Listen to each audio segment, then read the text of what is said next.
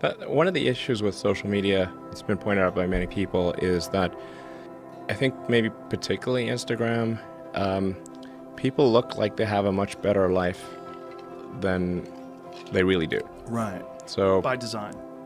yeah, people are posting pictures of when they're really happy. They're modifying those pictures to be better looking. Even if they're not modifying the pictures, they're at least selecting the pictures for the best lighting, the best angle. So people basically seem they're way better looking than they basically really are. Right.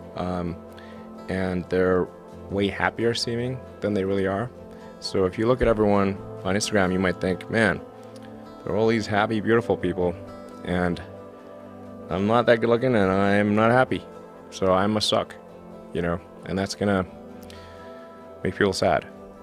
So when in fact, those people you think are super happy, actually not that happy. Some of them are really depressed. They're very sad. Some of the happiest seeming people, actually some of the saddest people in reality. And nobody looks good all the time. It doesn't matter who you are. So I think things like that can make people quite sad.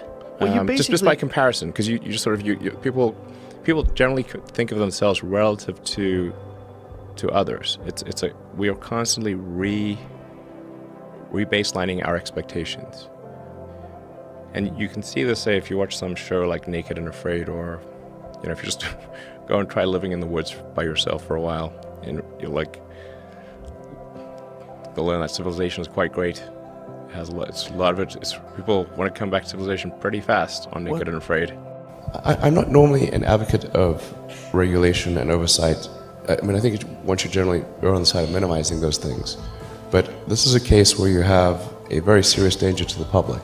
And therefore, there needs to be a public body that has insight and then oversight to confirm that everyone is developing AI safely. This is extremely important. I think the danger of AI is much greater than the danger of nuclear warheads, by a lot. And nobody would suggest that we allow anyone to just build nuclear warheads if they want. That would be insane. And mark my words, AI is far more dangerous than nukes. Far. So why do we have no regulatory oversight? This is insane. I'm not really all that worried about the short-term stuff. Things that are... like narrow AI is not a species-level risk. It will result in dislocation, in lost jobs, and the sort of better weaponry and that kind of thing. But it is not a fundamental species-level risk, whereas digital superintelligence is. So it's really all about laying the groundwork to make sure that if humanity collectively decides that creating digital superintelligence is the right move, then we should do so very, very carefully. Very, very carefully. This is the most important thing that we could possibly do.